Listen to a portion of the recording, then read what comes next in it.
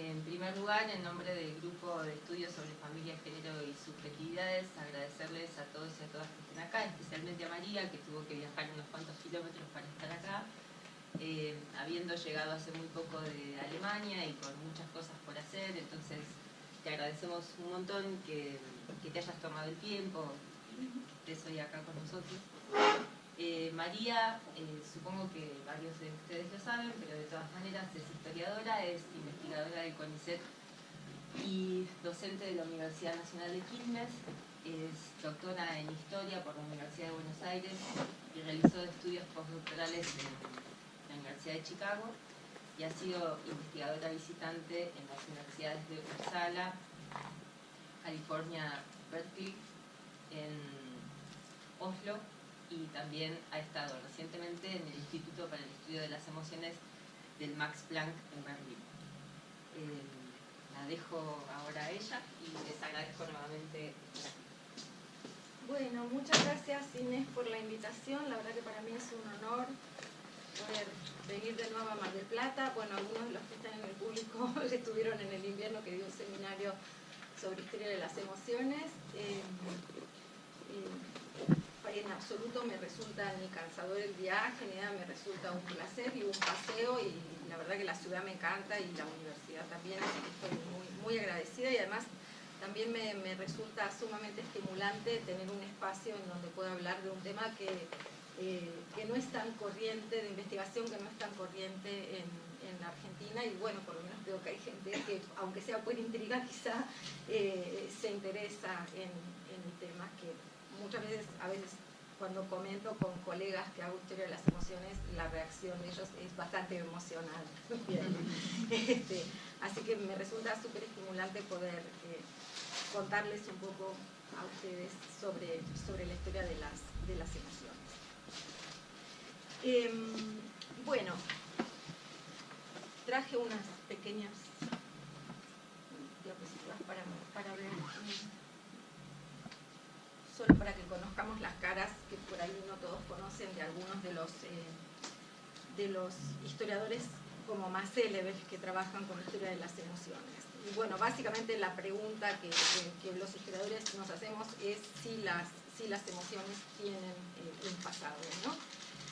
Entonces, querría comenzar contando tres cositas o tres anécdotas, ¿no? En el año 2005, el historiador conocido por todos nosotros, el historiador inglés Peter Burke, se preguntaba sobre la existencia de una historia cultural de las emociones.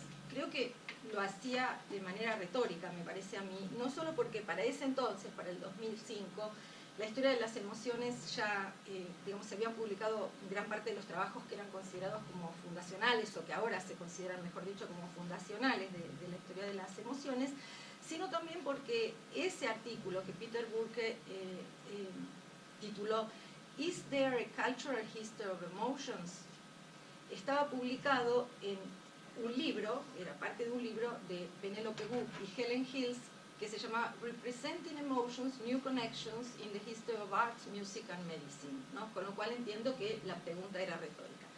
Pero de todas maneras, en el capítulo propiamente dicho, Peter Burke mostraba mucho pesimismo, ¿no?, ante un objeto de estudio que él consideraba elusivo y al que se negaba a nombrar como historia de las emociones. Él lo nombraba como historia cultural de las emociones, quizá porque él todavía tenía la esperanza de que la historia de las emociones no iba a poder liberarse de la historia cultural. Pero el autor también criticaba a la producción que existía hasta ese momento, hasta el 2005, porque decía que la producción adolecía de falta de un marco analítico riguroso y que no había alcanzado una definición precisa del objeto de estudio. A su vez, a Burke no le quedaba claro la diferencia entre afecto y emoción, que es algo que surge muy habitualmente en la historia de las emociones, o en los seminarios o las conferencias sobre historia de las emociones. Y una cosa más delicada aún, según Peter Burke, no quedaba claro si los historiadores estudiaban emociones o representaciones de ellas. Digamos, era una pregunta clásica de un historiador cultural que se negaba a que las emociones se independizaran como campo autónomo de la historia cultural, ¿no? Luego, en el año 2015, 10 años después de este trabajo de Peter Berg, en la revista Vínculos de Historia, el historiador español Javier Moscoso titulaba de una manera muy provocativa, si ustedes quieren, un artículo de su autoría, se llamaba La historia de las emociones, ¿historia de qué es?, se preguntaba Moscoso, ¿no? Y a su vez, hace un par de meses, en una de las oficinas del Centro para la Historia de las Emociones del Instituto Max Planck de Desarrollo Humano en Berlín, mi compañera de oficina, Rachel Weizenkorn, que es una psicóloga norteamericana que hace historia de las emociones e historia de la ciencia, digamos que es un cruce que está muy en boga por estos días, me decía, obviamente en la intimidad, casi en el susurro, de que para ella la historia de las emociones todavía es una entidad amorfa. Entonces, entre la insatisfacción de Berg, la indefinición de Moscoso y la inseguridad de Weizenkorn, debo confesar que yo tampoco tengo una respuesta certera sobre historia de qué es la historia de las emociones, y tampoco estoy segura de que precisemos definiciones demasiado tajantes para encarar la empresa de ocuparnos de las emociones en el pasado. Entonces, lo que les propongo hoy serían dos cosas interconectadas. Por un lado, intentar reconstruir brevemente el recorrido histórico, si quieren, la genealogía de la historia de las emociones, es decir, cómo fue que las emociones lograron transformarse en un objeto primario de investigación para las ciencias sociales y las humanidades, en particular para la historia, que es lo que creo que sé un poquito más. Y por otro, contarles cómo se trabaja, o contarles un poco cuáles son los centros académicos que se especializan, por lo menos en la historiografía occidental, en este campo del quehacer historiográfico, refiriéndome a los centros en particular, con los objetivos de trabajo que tiene, pero también a la manera, utilizando, digamos, ejemplos de la producción más reciente de historia de las emociones, para ver de qué maneras, porque hay múltiples maneras de enfocar el problema. Entonces, respecto de la genealogía, digamos, habría muchos posibles recortes para hacer, pero un recorte que a mí se me ocurre hacer es qué pasó con las emociones en las ciencias sociales y las humanidades después de la Segunda Guerra Mundial, ¿no? Un poco en ese tránsito entre el final del nazismo, digamos, ¿no?, entre los años 40 y después del 45. Entonces, en 1940, el sociólogo norteamericano Talcott Parsons delineaba las principales diferencias entre la democracia estadounidense y el fascismo alemán. Entre esas características, Parsons subrayaba el contraste entre el carácter racional de la cultura americana y el fundamentalismo, que él decía casi religioso, que tenía el nacionalsocialismo en Alemania. Un fundamentalismo que Parsons asociaba con el peso que los nazis le habían dado a la emocionalidad en la vida y en la práctica política, y un fundamentalismo que, por supuesto, en esos años, para Parsons, desafiaba la racionalidad norteamericana. Entonces, este diagnóstico de Parsons se entramaba en el discurso académico de los años 30 y 40, que había entendido al fascismo en términos de una psicopatología colectiva, un diagnóstico que luego se encargaron de cargarle también al comunismo, ¿cierto? Esta concepción se asociaba a las emociones, al menos en la dimensión operativa en la vida social y política, como síntomas o patologías, y a la emocionalidad como una materia de estudio, digamos, de la cual no tenían que dedicarse de manera positiva, ¿no es cierto?, ni las ciencias sociales ni las humanidades. Si bien, para ser justo con Parsons, digamos, Parsons no descartó de plano las emociones en su explicación, digamos, en su libro más célebre, que fue publicado por primera vez en 1951, El sistema social, ¿no es cierto?, él contrastó los conceptos de afectividad y neutralidad afectiva. La neutralidad era, decía Parsons, un instrumento fundamental de la estabilidad del sistema social, porque permitía la renuncia a lo que a él le preocupaba enormemente, que era la gratificación instantánea, ¿sí? Si las emociones ocupaban, decía Parsons, un lugar cada vez más central en la vida privada, en la familia, en el círculo de los amigos íntimos, tenían que ser cada vez menos relevantes en lo que él denominaba instituciones secundarias del Estado. Entonces, porque las emociones, según Parsons, lo que amenazaban básicamente era el orden social, y si le interesaban las ciencias sociales era justamente para prevenirlas, ¿no es cierto?, y para justificar o legitimar de alguna manera mecanismos de control social de esas emociones. Entonces, las emociones no estaban ausentes, por cierto, ni en las ciencias sociales ni en las humanidades de la posguerra, pero las ciencias sociales la identificaban cada vez más con lo irracional, con lo premoderno y con la otredad respecto de la democracia, que debía ser moderna y racional, ¿cierto? Otras dos cuestiones que me parece a mí que contribuyeron a marginar a las emociones y a, digamos, a quitarles cualquier posibilidad de transformarse en un objeto de estudio, no digo ni siquiera primario de investigación, pero por lo menos en un objeto de estudio sobre el que se pudiera tener una mirada un poco más positiva, o no, digamos, que permitiera romper ese vínculo entre emoción y racionalidad. Digamos, otras dos cuestiones que me parece que influyeron fueron las teorías de la modernización, ¿no es cierto?, por un lado, y por otro lado, de manera genérica, el conductismo, ¿sí? Esta idea de concebir a las emociones como reacciones a estímulos externos, sumado al peso que en la teoría de la modernización, por ejemplo, tenía la razón. Y, digamos, estas dos posiciones dominantes terminaron marginando a las emociones o considerándolas casi como una amenaza de conflicto en una sociedad como la de la posguerra y la Primera Guerra Fría, que vivía todo el tiempo con esa sensación emocional justamente de amenaza, inclusive hasta de una tercera guerra mundial, ¿no es cierto? Entonces el racionalismo de posguerra, que fue dominante en los Estados Unidos de la Guerra Fría, tuvo su impacto también fuera del mundo académico norteamericano. Es decir, no es solamente una cuestión que afectaba a los norteamericanos, sino, si uno se pone a pensar, los propios alemanes estaban muy preocupados también por el lugar de las emociones, o en tal caso por el lugar central que tenía que tener la racionalidad, ¿no? Hubo, como ustedes recuerdan, una gran disputa en Alemania de estudios neurocientíficos, es decir, los estudios de la neurociencia, cuyos resultados empezaron a verse a partir de los 90, sobre todo, ¿no? Aunque hay algunos autores, en particular filósofos, que hacen filosofía de la ciencia o historia de la ciencia en vínculo con la historia de las emociones, una de ellas, por ejemplo, es Martha Nussbaum, en un libro que se llama Lapse Knowledge. Ella, digamos, argumenta directamente a favor de la utilidad que para la interpretación de las emociones han tenido para ella los avances neurocientíficos. Ella lo dice de manera explícita y tiene varios capítulos donde ella repasa los avances de la neurociencia en su relación con las ciencias sociales y las humanidades. Pero en general, la mayor parte de las veces, esos avances de laboratorio son utilizados solamente como una especie de background, ¿no?, científico y cultural, en el cual los historiadores o los autores de estas genealogías lo que dicen, bueno, esto también ayudó, ¿no es cierto?, sobre todo a liberar a las emociones y a darles una centralidad como objetos de estudio y sobre todo a sacarlas de la reclusión de la irracionalidad, ¿no? Casi todos dicen que son los avances en las neurociencias lo que finalmente permiten para las ciencias sociales legitimar la incorporación de las emociones como objeto primario de estudio.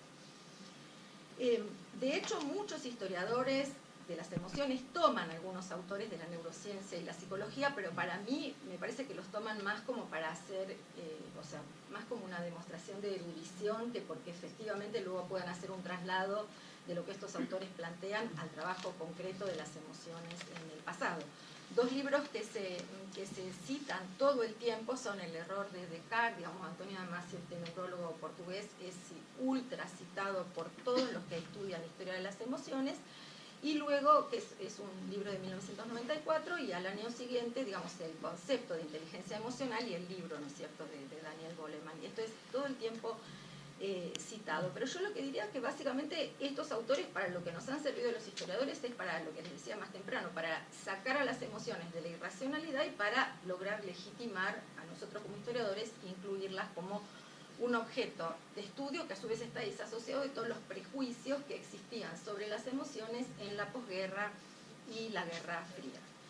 Por supuesto que además de las neurociencias, las ciencias sociales se vieron influidas por, algo un poco mencioné antes, ¿no es cierto?, por corrientes que permitieron relajar el dogmatismo en general en las ciencias sociales y en la historia, y abrir, ¿no es cierto?, un poco la puerta a las emociones al relajar justamente el dogmatismo por lo racional, hasta el punto en que la historia, digamos, hasta los años 70, 80, se aferraba muchísimo a la racionalidad y se hablaba todo el tiempo de evidencia empírica y de prueba y de cuán nunca faltaba el que levantaba la mano, que todavía no falta ahora tampoco, cuando ibas al Congreso a presentar un paper y te decía ahí sobre la representatividad, ¿no? Digo, eso se relaja mucho, en parte por distintas cuestiones o eventos muy, más bien contribuciones intelectuales que eventos, que muy rápidamente mencionados serían el feminismo, los estudios de género, el posmodernismo, el postestructuralismo, la teoría literaria, esas cosas, digamos, obviamente yo creo que son las que más contribuyeron, mucho más que las neurociencias, aunque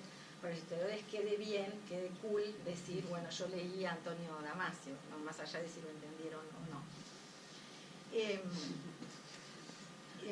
Entonces, pero de todas maneras, recién fue para la historia a mediados de los años 80 que la idea de que las emociones podían construirse como un objeto autónomo para los historiadores apareció claramente, y a su vez asociada a ella la idea de que las emociones son construidas social y culturalmente, ¿no? Esto se impuso en la historiografía a través de un artículo pionero que fue publicado por, bueno, aquí tengo solamente a uno de los autores, el de allá, Peter Stearns. Él lo publicó con su mujer, que es una psicóloga, Carol Stearns, en American Historical Review en 1985. Ellos lo que propusieron, Peter y Carol Stearns, era el concepto de emocionología para referirse al conjunto de códigos y reglas que determinan las experiencias subjetivas, o según sus propias palabras, los estándares colectivos emocionales de una sociedad. En sus inicios, la emocionología hacía referencia a todos aquellos factores capaces de configurar o reprimir, ya fuera de manera implícita o explícita, las pautas de expresión emocional en una sociedad o en un grupo social dado. Siguiendo las directrices trazadas por la antropología cultural, la psicología y la sociología, los Stearns argumentaron que todas las sociedades poseían un sistema normativo que regulaba las expresiones y las conductas emocionales. El estudio histórico de estos estándares emocionales se asemeja en el planteamiento de Stearns todavía mucho a los que en su día defendió Norbert Elias en relación con el proceso de civilización. La obra de Elias planteaba, como todos sabemos, un modelo explicativo de interiorización civilizatoria, ¿no es cierto?, de las normas que habrían regulado históricamente la expresión afectiva y sensorial, las funciones corporales y sobre todo las maneras, ¿no? Entonces, deudora de esa tradición, la emocionología intentaba esclarecer de qué manera las modificaciones en las normas de expresión o represión emocional podían dar cuenta de otros cambios sociales, o al contrario, hasta qué punto algunos cambios sociales podrían considerarse responsables de nuevas normativas emocionales.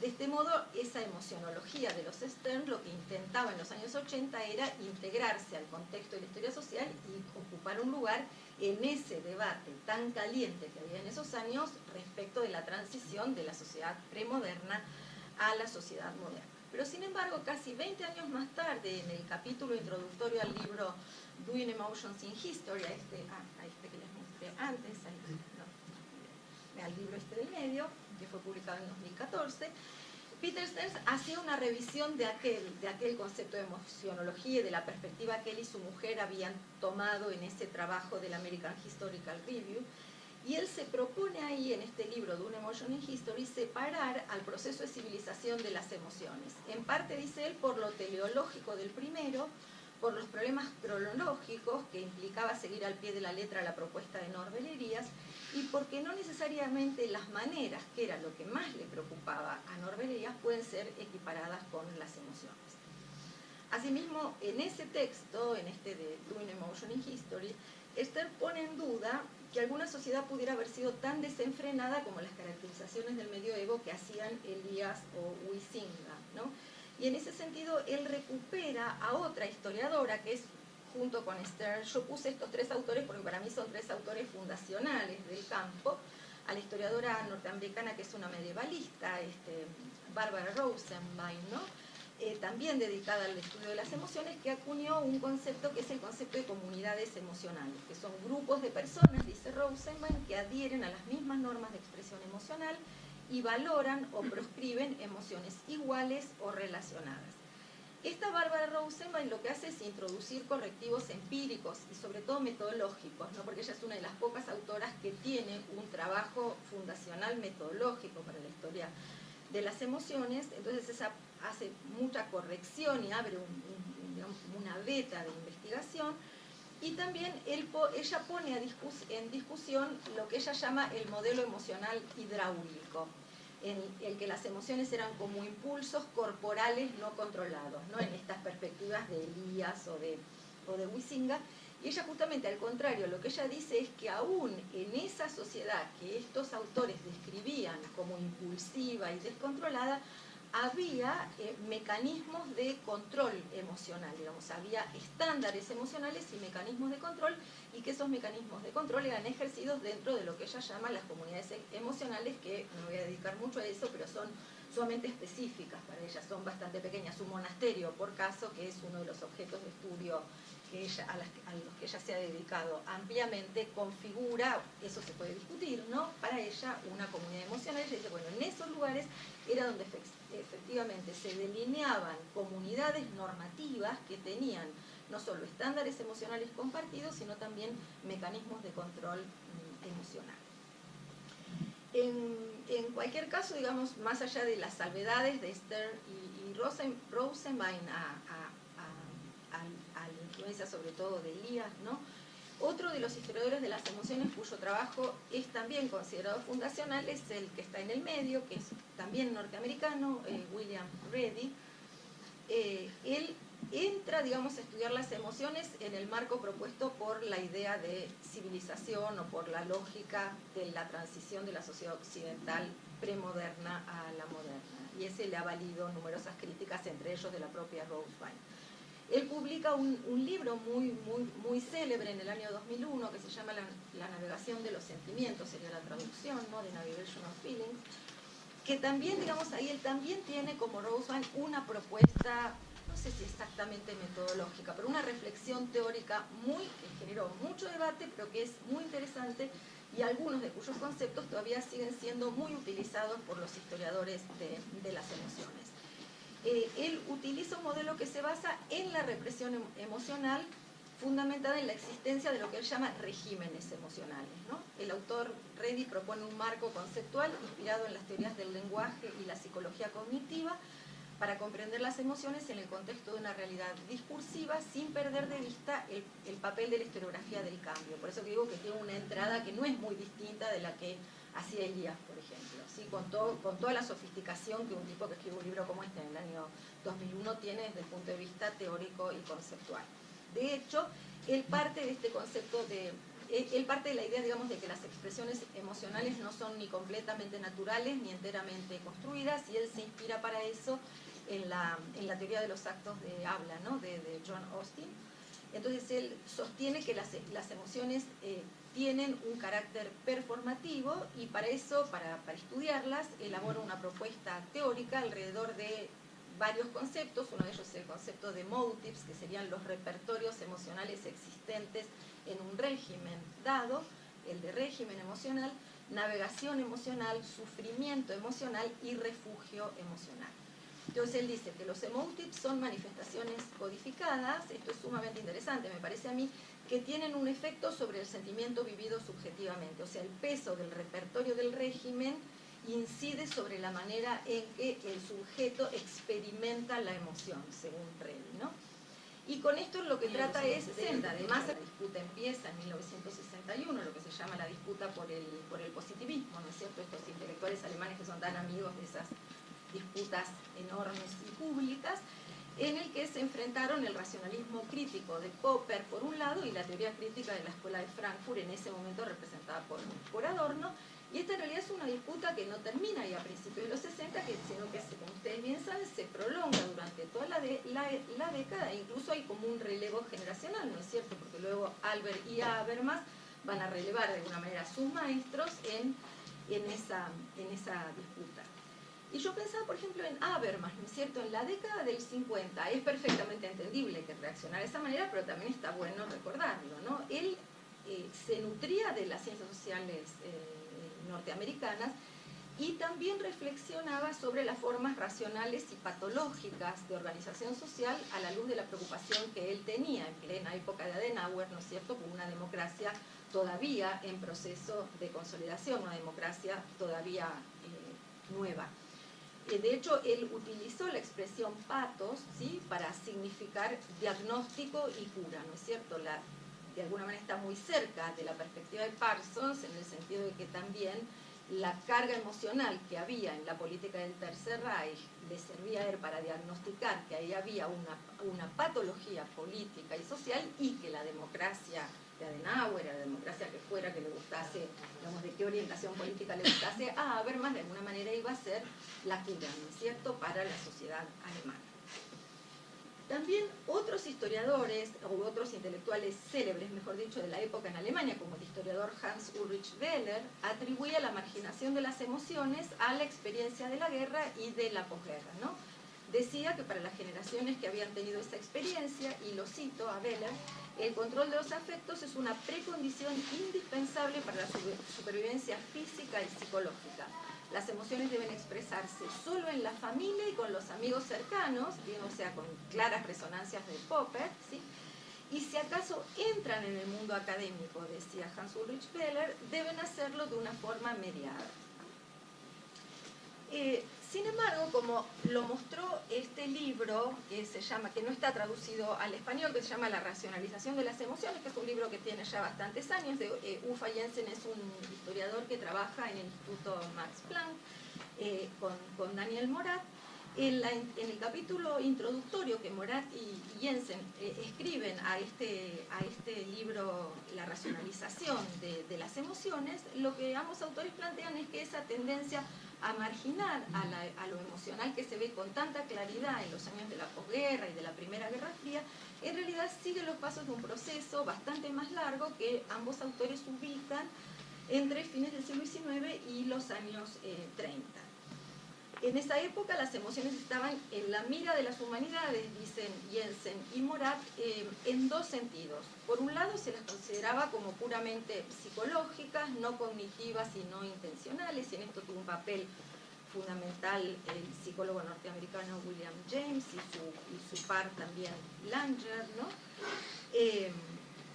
Pero por otro lado, también, digamos, entre los propios humanistas y los cientistas sociales había una tendencia a recuperar la dimensión emocional en otro sentido, como puede ser, por ejemplo, la manera en que el sociólogo alemán Georg Simmel la planteó en su obra La filosofía del dinero. Digamos que consideraba Simmel que las emociones eran, o sea, que los sociólogos tenían que mirar las emociones porque él decía que configuraban una parte como sustancial de lo que él llamaba el equipamiento social, ¿no es cierto?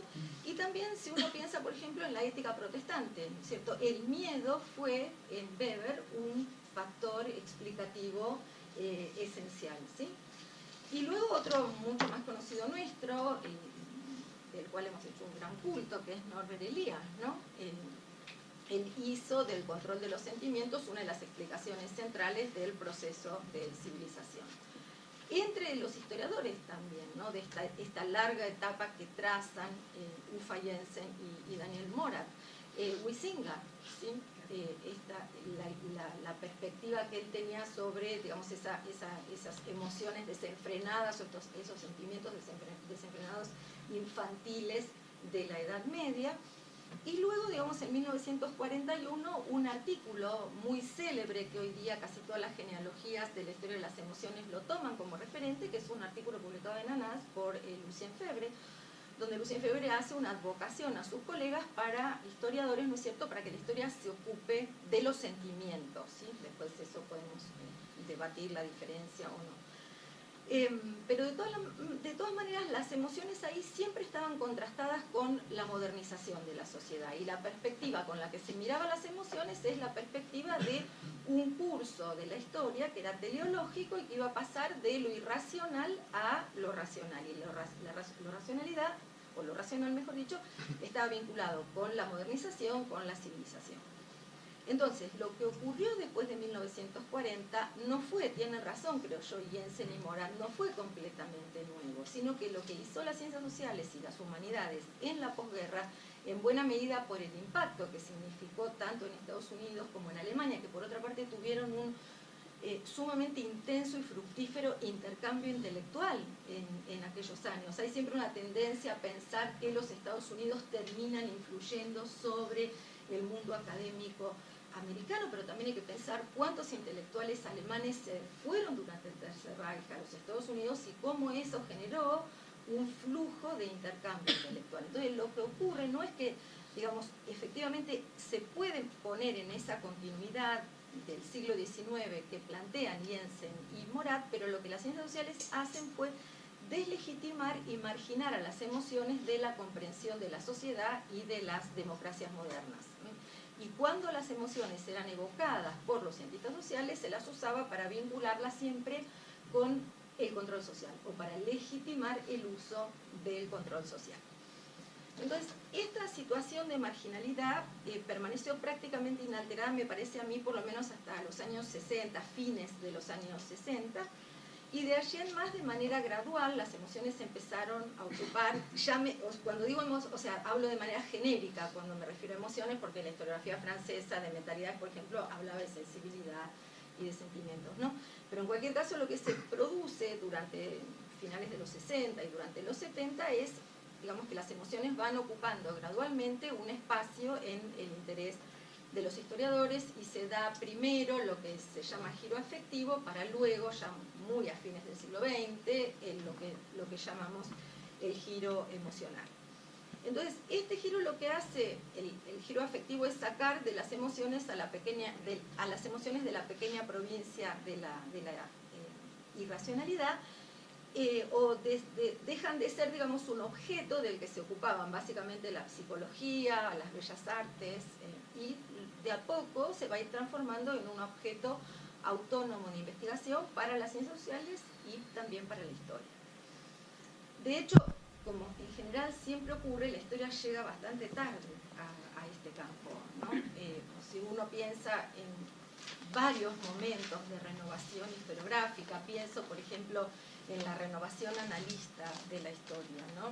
Cómo en realidad esa renovación va a la saga. Yo diría que casi, aunque me debe gustar mucho a los franceses que les digan esto, la sociología le puso la agenda a los de Annales para que se reformularan, ¿no? Y un poco pasa esto también con la historia de las emociones. Y la historia llega tarde a las emociones porque llegan mucho más temprano la sociología y la antropología, ¿no? En el caso de la sociología simplemente nombro como la dupla esta de Berkeley, ¿no? de Erving Goffman con la microsociología y esta Ali, bueno, que nunca sé porque los norteamericanos la pronuncian Hochschild, y yo diría que se debe decir Hochschild, pero bueno, ustedes saben a qué me refiero, ¿no? Con ese concepto de emotional labor, ¿no? De mediados de los años 80. Y también por ahí agregaría el concepto de energía emocional de Randall Collins, que está por fuera del grupo de Berkeley, porque creo que lo formuló, está trabajando en el Departamento de Sociología de la Universidad de Pensilvania, pero por caso, digamos, ya para los 80 las emociones como objeto de estudio autónomo tenían un lugar muy central en la sociología. Y luego, en el caso de la antropología, bueno, básicamente el trabajo de Catherine Lutz es como un trabajo fundacional, pero hay algunos trabajos anteriores. Hay un trabajo sobre beduinos de Lila sí. Después hay un trabajo que ahora no me sale la autora, creo que se llamaba Jan, ahora no me acuerdo si es Briggs, la que fue a trabajar con los esquimales en los años 70, que escribió un libro que se llama Never Anger. Claro, fue a trabajar con un grupo de esquimales, en principios de la década del 70, en esquimales en la zona en territorio canadiense, y súper interesante el libro porque, bueno, ella lo que descubre es como una especie, o sea, un poco es como la avanzada de lo que sería el constructivismo social en antropología, este trabajo Never Anger. Digamos, ella descubre cómo las emociones son moldeadas culturalmente y cómo en ese grupo hay una normativa emocional que hace que los adultos no puedan mostrar enojo, cólera, ira, pero lo que tiene interesante es que en los propios como cuadernos de campo ella hace una etnografía de sus propias emociones, porque ella tiene es una instancia de muchísimo sufrimiento para ella, porque nunca logra adaptarse a esa familia inuit que la adopta para que ella pueda hacer su trabajo etnográfico, sortear la barrera que nos preocupa a todos los historiadores de las emociones y que es muy difícil de sortear, que es cómo captar la experiencia emocional, ¿sí? O sea, una cosa es poder ver la expresión emocional, que es lo que nosotros vemos porque trabajamos con lenguaje, y otro poder reconstruir la experiencia. Entonces, en este marco conceptual lo que Redi hace es considerar que las emociones no solo se construyen, sino que también se manejan o se manipulan, que es un concepto que generó mucha reacción en Tandil los otros días, y por eso él sostiene que los sentimientos, que los sentimientos pueden navegarse, ¿no? Porque las normas, él dice, no determinan por entero los estilos emocionales. La navegación de sentimientos es un proceso por el cual, dice Redi, se habilita un espacio para la ruptura del régimen emocional hegemónico, que puede desembocar en un refugio emocional en el que se produce una relajación, que puede ser permanente o temporaria, de las normativas emocionales hegemónicas. Como les decía, el trabajo de Redi fue objeto de numerosas críticas que apuntaban, por un lado, a que el concepto de régimen emocional se equiparaba demasiado o no se distinguía bien por caso del concepto de Estado-Nación, y por otro, que es la crítica que a mí me parece más interesante, es que el modelo analítico que él utilizaba en general terminaba poniendo mucho énfasis, como él utiliza un modelo analítico de la lingüística, terminaba poniendo mucho énfasis en las expresiones verbales de la emoción y no se ocupaba de la otra dimensión que también a los historiadores nos preocupa mucho y que pueden captar con mucha más facilidad los sociólogos, antropólogos, que es cómo se expresan en el cuerpo las emociones, ¿sí? Digamos, esa cuestión quedaba completamente desatendida en el texto de Redi. En fin, estándares emocionales, repertorios y regímenes, comunidades emocionales constituyeron la urdimbre sobre la que se tejió, sobre todo desde principios del siglo XXI, la diversa y abundante producción sobre historia de las emociones. Asimismo, fue el marco en el que la práctica historiográfica se institucionalizó en al menos 3 grandes centros o núcleos de estudio que son muy recientes. El primero de ellos, 2 se fundaron en el año 2008. El primero de ellos fue este centro que se creó en el Queen Mary, que es el Queen Mary Center for the History of Emotions en Londres, ¿no? Que fue fundado en el 2008 y el director hoy en día es Thomas Dixon. Este centro de las emociones, digamos, aunque tienen un punto, una perspectiva social y cultural, el énfasis está mucho más puesto, ahí yo les puse lo que sería, digamos, en la página web de ellos, cuáles son los ejes que a ellos les interesan, ¿no? Ellos tienen un énfasis como mucho más puesto en el cruce entre la historia de las emociones y la historia de la ciencia y en particular la medicina, ¿no? Hoy en día, como la historia de las emociones ha tenido un crecimiento exponencial durante los primeros años del siglo XXI y ese crecimiento exponencial a su vez se ha consolidado en 3 centros muy potentes con muchos recursos de investigación, los historiadores de las emociones están en una etapa de debate muy profundo respecto de cómo seguir, ¿sí? Una cosa que, digamos, mirados de nosotros desde afuera nos parece un absurdo. El otro día yo asistía en el Max Planck al debate, en el proceso de evaluación del instituto, al debate por dónde el Centro de Estudio de las Emociones del Max Planck va a seguir porque se sentían amesetados. Entonces, mirando de esta perspectiva yo no veo ninguna meseta, pero bueno, esas percepciones de meseta tienen mucho que ver con los crecimientos exponenciales, ¿no? Tuvieron un crecimiento tan rápido y un proceso de institucionalización también tan acelerado que ahora sienten que están en una meseta. Entonces, hay muchas cuestiones en debate, hay un debate metodológico muy fuerte, y otra de las cuestiones en debate es por dónde debe seguir. Es decir, en el caso de muchos historiadores, por ejemplo, Ian Plumper, que yo les citaba recién, cuyo libro salió en el 2015, él dice que la historia de las emociones, el único camino que tiene para seguir es transformarse en una historia de la ciencia. O sea, es una historia de la ciencia con peso, con énfasis en las emociones. Y hay muchos de este Queen Mary que están en esa línea. Si uno mira la producción que ellos tienen mucha más producción que proviene de los intereses vinculados con la historia de la ciencia y la medicina y el maridaje con la historia de las emociones que de la perspectiva mucho más social y cultural y de economía moral de las emociones que tiene el Instituto Max Planck, que también fue fundado en 2008 y que dirige Ute Frege, ¿no? Ellos, digamos, en el Instituto Max Planck hay una posición que reivindica en algún sentido que las emociones designan al mismo tiempo un cierto tipo de experiencia y el objeto de esa experiencia. Todavía siguen muy apegados a una idea constructivista de las emociones, la idea de que las emociones son construcciones socioculturales, pero que también son prácticas, que las emociones son ambas cosas. Y también hay una posición, como les decía recién, que defiende este concepto de economía moral de las emociones, y todavía están también muy preocupados en cómo los procesos de civilización desde Occidente, a través del colonialismo y del imperialismo, hacia fuera de Europa, impusieron la economía moral de las emociones europeas a otras sociedades, ¿no? Aquí están las líneas que ellos investigan, o sea, en muchos sentidos estas líneas se cruzan con los ejes que propone el Instituto de Londres, pero lo que aquí se ve con claridad en estas, que también esto lo saqué de los proyectos que ellos enuncian, de los grandes núcleos de proyectos que ellos enuncian en la página.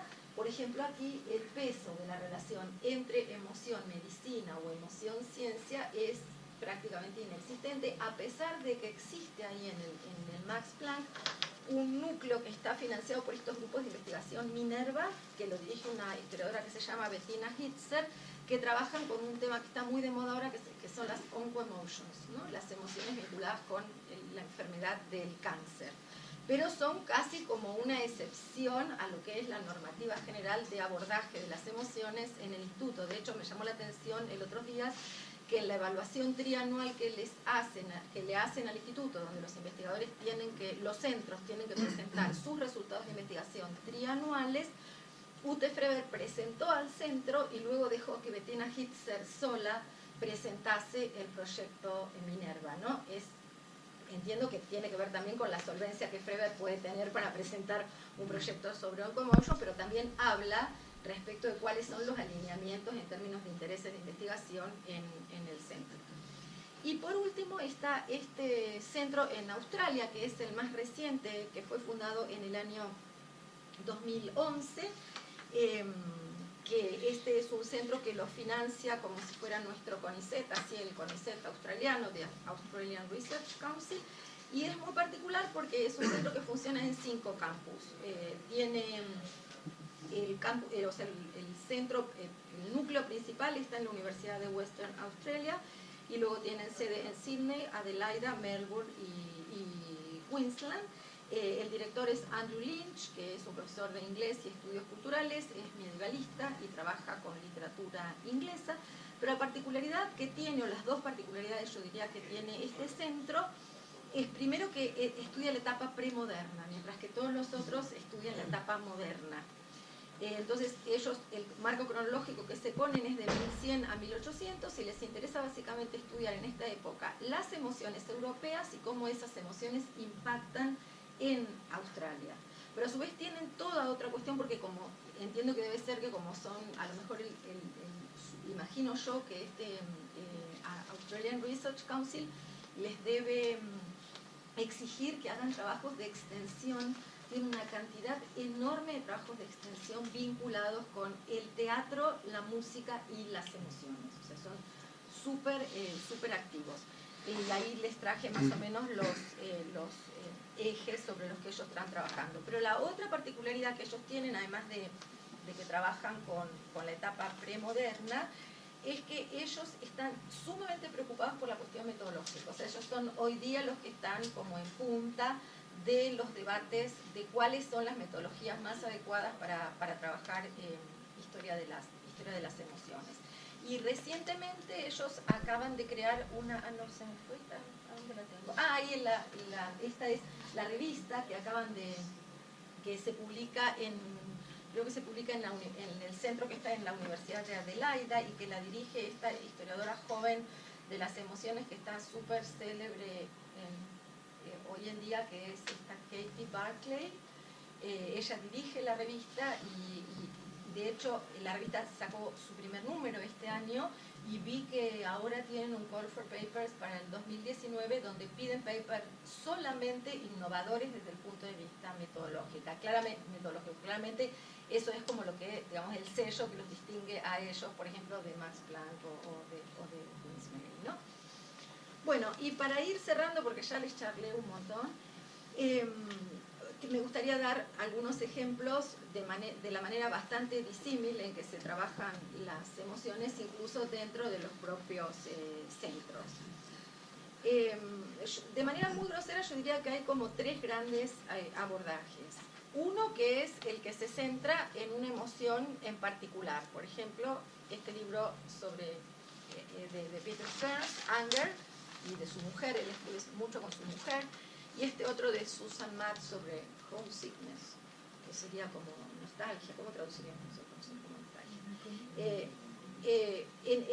Digamos, esta sería una perspectiva, es decir, tomar una emoción y tensar su análisis, ¿sí? en una X periodización. En estos dos casos, tanto en el de Susan Matt como el de Peter Stearns, que en el día de hoy son socios porque dirigen una de las colecciones de la Universidad, creo que de Pensilvania, donde se publica Historia de las Emociones, ellos, digamos, la perspectiva es una perspectiva local, ¿no es cierto?, o nacional, si ustedes quieren, porque es Anger en los Estados Unidos y Homesickness en la historia de los Estados Unidos a través del tiempo. El libro de Homesickness de Susan Matt, a mí no me gusta tanto como trabaja Peter Stearns, pero este libro de Homesickness me impactó mucho porque lo que Susan Matt hace es trabajar con fuentes que todos los que hemos leído algo de la historia de los Estados Unidos conocemos perfectamente. Con las mismas fuentes que otros grandes historiadores que han hecho, por decir algo, historia de la expansión de la frontera en los Estados Unidos o la época de los colonos. Las mismas fuentes que esos autores han trabajado, pero la lectura que ella hace de esas fuentes es otra completamente distinta. Es decir, ella lo que va buscando son las emociones y básicamente tratando de tensar esta emoción o disposición emocional del homesickness a través de la historia de los Estados Unidos, sobre todo en el siglo XIX y XX. Esta perspectiva de tomar una sola emoción puede ser en esta escala más pequeña, como sería el ejemplo que les di recién, o en una escala más global, que no es exactamente global porque un autor solo adopte esa perspectiva global de una emoción, sino porque en general se trata de libros que son compilaciones que convocan autores de distintos orígenes académicos a estudiar una determinada emoción, como puede ser este libro que fue este de acá de Pain and Emotion, que fue producido en el Queen Mary, ¿no? Y casi el grueso de los autores que escriben ahí son autores que hacen ese cruce entre la medicina y el dolor, a pesar de que Rob Bodice, que es el compilador, hace un esfuerzo enorme en la introducción del texto para plantear que la connotación que le da al dolor no es solamente de dolor físico. En general, el grueso de los trabajos es sobre dolor físico. Luego está estos dos sobre el miedo, uno que es una compilación bastante reciente de unos historiadores de Princeton, y aquel que es un libro muy, muy famoso, ya bastante viejo, no me acuerdo de cuándo es, pero creo que debe ser como el 2007 o 2008, de Joanna Burke, también sobre el miedo. Entonces, ese es un abordaje, que es el abordaje que en mi caso personal yo encuentro más complicado de hacer. El tema es que casi el grueso de este tipo de trabajos que abordan una única emoción, lo que a mí no me termina de cerrar o no me termina de convencer, es que terminan trabajando con la dimensión prescriptiva de las emociones. Es el tipo de fuentes que trabajan son fuentes que les permiten hacer un abordaje macro, ¿sí? Y transversal en el espacio o en el tiempo, pero finalmente es qué dicen filósofos, qué dicen médicos, ¿no? ¿Qué se dice sobre las emociones en determinadas épocas, ¿no? Entonces, bueno, ahí a mí me complica la cuestión de dónde, digamos, esos serían los regímenes, para ponerlo en términos de William Ready, ¿no? Pero ¿qué pasa con la navegación de esos regímenes, por ejemplo? ¿Sí? En la medida en que el enfoque es un enfoque prescriptivo. Otra cosa que yo me trataba de responder el otro día a una pregunta que me hicieron en Tandil sobre cómo captar la experiencia emocional, otra cuestión que yo me pregunto es si uno podría hacer lectura de fuentes prescriptivas buscando allí también la experiencia. Yo creo que es posible, hay que ser muy hábil y tener un muy buen ojo, ¿no? Pero creo que, por eso yo ponía el ejemplo del libro de Susan Matt, porque me parece un libro sumamente logrado en el sentido de la capacidad de lectora que ella tiene de las fuentes. O sea, cómo ella, cosas que otros no vieron en las fuentes, ella las ve. Y cómo ella incluso en fuentes que a priori, como por ejemplo manuales de conducta, estos manuales clásicos que se escribían para las mujeres de consejos para cruzar la frontera, como esos que fueron utilizados básicamente como fuentes prescriptivas o como fuentes normativas, ella los lee en clave de experiencia, ¿no? Bueno, no todos somos Susanna, hay que ver cómo se hace con eso, pero bueno, ese sería uno de los enfoques que a mí más me complica. El otro enfoque es este que con el que no termino de... Son libros que me gustan todos, pero no termino no me terminan de convencer del todo, porque yo creo que no son emociones lo que estudian, sino disposiciones emocionales, ¿no? La simpatía no es una emoción. La simpatía en todo caso es como una especie de digamos, disparador de emociones. Ahí el autor, que es Rob Bodice, también es relativamente nuevo el libro sobre la ciencia de la simpatía, que también es de Queen Mary. Él en la introducción dice algo así como que la simpatía es una enzima, ¿no? Entonces, es lo que hace a las emociones lo que haría químicamente una enzima. O sea, yo a esos conceptos, como puede ser simpatía o este texto que todavía no está traducido, que por suerte se va a traducir el año que viene en inglés, de Ruth Lefebvre, que fue publicado este año, que es sobre la política de la humillación, que también la humillación es una disposición emocional, justamente dispara emociones, ¿no es cierto? Dispara vergüenza, por ejemplo, dispara miedo, ¿sí?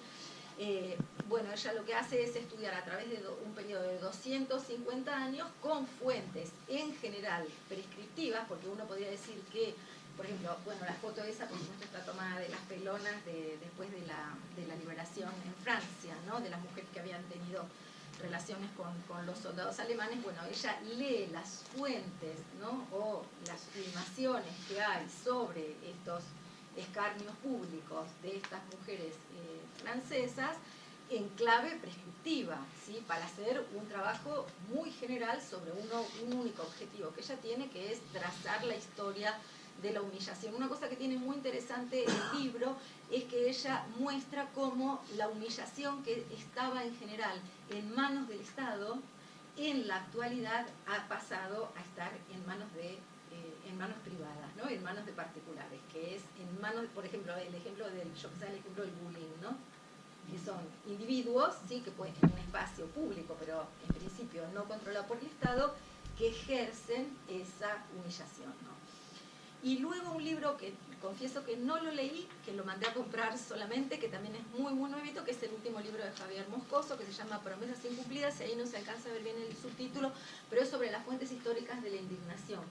Entonces también la indignación no es en sí una emoción, la indignación es un disparador de emociones, ¿no es cierto?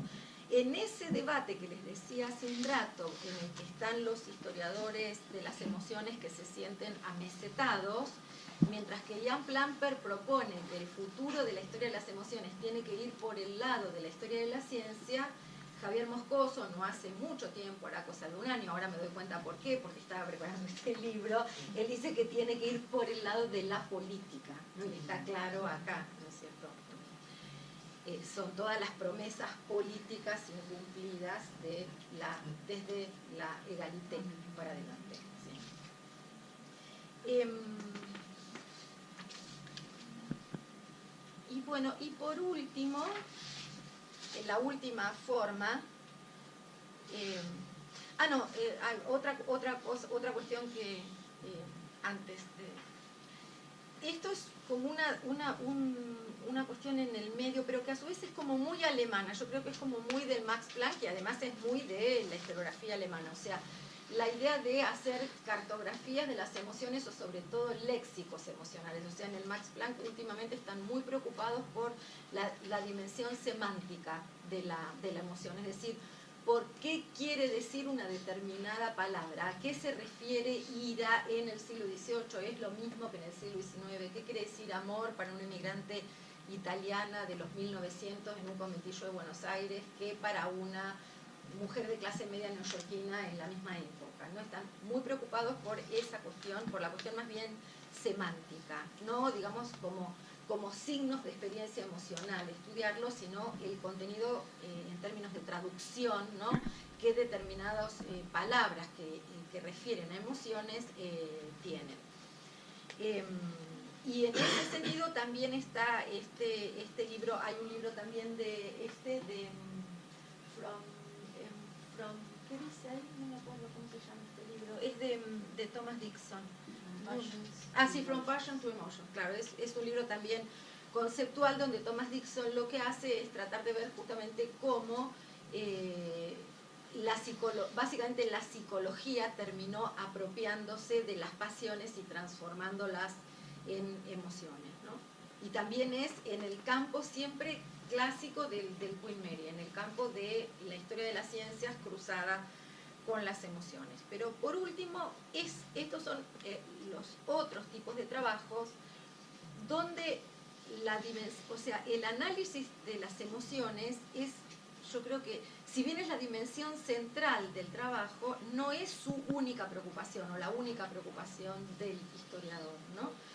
Es un tipo de historia de las emociones que le gustaría mucho a Peter Berg, porque todavía no ha logrado separarse, o creo que no lo quiere, por lo menos yo intento hacer ese tipo de historia de las emociones y no estoy buscando separarme de la historia cultural y ni siquiera de la historia social. Es decir, es leer el pasado que los historiadores sociales o los historiadores culturales leían en su clave, pero en clave de las emociones. Entonces lo que hay ahí es un cruce que da, me parece a mí, muchas más posibilidades, porque permite, por ejemplo, cruzar ley y justicia. Esta es una historiadora que se llama Daphne Rosenblatt, del Instituto Max Planck, que dirigió un dossier en Legal History, que es justamente del Max Planck de Frankfurt, ¿no? Un dossier que acaba de salir justamente sobre ley, justicia y emociones. Después también Katie Barclay del Centro de Australia también está preocupada por las prácticas legales, la criminalidad, lo que ellos llaman mucho la arena judicial, ¿no? La idea de courtroom y de juicio público y las emociones. Y hay muchos cruces posibles. Yo me encuentro trabajando en este cruce, más entre justicia y emociones, pero también infancia y emociones. La propia Katie Barclay, que es muy prolífica, ha publicado, o ha compilado, mejor dicho, recientemente un libro que cruza esto, y también el otro es el de acá, el verde, es un libro del Instituto Max Planck, de una historiadora que se llama Stephanie Olsen. O, por ejemplo, género y emociones, donde todavía ese es un lugar que no está para mí lo suficientemente explorado. Los textos que yo les cité, Beauty, Masculinity and Love Between Men, que es de una historiadora finlandesa, Gender in Emotions, es un capítulo del libro Emotions Lost and Found de Ute Frevert. Este otro trabajo de Katie Barclay sobre el comportamiento emocional de las mujeres en las cortes, y el libro el trabajo The Agony of Despair, que es sobre infanticidio de Daniel Gray. Son artículos o capítulos de libros. En general es difícil encontrar una obra completa de un autor que ha hecho explícitamente este cruce. Lo que pasa es que el género está cruzando a todos los otros todo el tiempo. Cuando uno trabaja, por ejemplo, con justicia criminal, como estoy trabajando yo ahora, y emociones, todo el tiempo el género aparece, o sea, porque hay claramente, un lenguaje emocional de género, y también hay un uso por parte, por ejemplo, en el caso de la justicia, de las autoridades, de los agentes de la justicia, las autoridades judiciales, hay un uso del género para imponer su poder y sus propias normativas o regímenes emocionales. Entonces, eso de una manera muy grosera, como yo veo el campo hoy en día. Seguramente si viniesen Ute Frevert o Javier Moscoso a dar una conferencia aquí, verían otro campo. Y por último, para cerrar, lo que les querría contar es un poco de lo que a mí respecta, porque cuando empecé la charla lo que dije es que yo no tengo una definición tampoco clara de qué es la historia de las emociones, ni creo que sea preciso ir por ese lado, ser tan exactos en este punto. Entonces, yo lo que hago es una historia de las emociones que todavía, como les decía, está apegada a la historia cultural y que me interesa analizar emociones que se despliegan en un determinado proceso histórico, en un determinado fenómeno histórico. Y desde el punto de vista teórico-metodológico, yo diría que tengo una visión, si ustedes quieren, blanda o débil del construccionismo social. A mí me ha resultado, y cultural, ¿no es cierto? Yo creo efectivamente que las emociones son constructos socioculturales, y las veo como atributos humanos cuya forma de expresión es configurada por valores y prácticas socioculturales. Yo tampoco hago una distinción entre afecto y emoción, justamente porque sigo al construccionismo, que tanto en su versión fenomenológica como retórica, que es la que yo más uso, afirman que no hay nada antes de la emoción, porque la emoción es el hecho fundamental, no existe nada previo ni por debajo de las emociones, como los celos, el amor o la ira, ni al costado, ni arriba, ni por ningún lado, porque hay todo un debate respecto de si primero viene el afecto, si el afecto corresponde al cuerpo, ¿no? Y la emoción a la expresión. Bueno, hay un debate que obviamente yo he leído y más o menos conozco, pero no es algo que a mí me sirva en la práctica, porque uno puede hacer muchas disquisiciones desde el punto de vista conceptual o teórico, después uno tiene que enfrentarse con las fuentes y ver qué es lo que las fuentes, qué condiciones de posibilidad tienen las fuentes. Entonces, cuanto uno más fino y más quisquilloso se pone, o más apegado a lo conceptual, yo creo que el riesgo que corre es no poder encontrar nada en las fuentes. Esa también es otra cosa que yo admiro de Susan Matt, digamos, esa lectura libre que hace de las mismas fuentes que otros han leído con otros ojos, ¿no? Entonces yo lo que hago es englobar sentimiento en emoción, básicamente, no por pereza intelectual, sino porque es lo que me imponen las fuentes. Tampoco me interesa mucho entrar en la discusión sobre la existencia de emociones básicas como la ira, el miedo, el amor o el odio, porque lo que a mí me interesa son los estados emocionales, ¿no? Que van desde las pasiones violentas a los sentimientos más suaves. Y estudio las emociones esencialmente porque creo que sostienen o son comentarios sumamente elocuentes de relaciones de poder y de jerarquías sociales, y porque reproducen identidades de género, de clase, étnicas y religiosas. Básicamente creo que con las emociones se ejerce muchísimo poder sobre nosotros, ¿no? Como de hecho lo tenía tan claro en 1940 Talcott Parsons cuando hacía su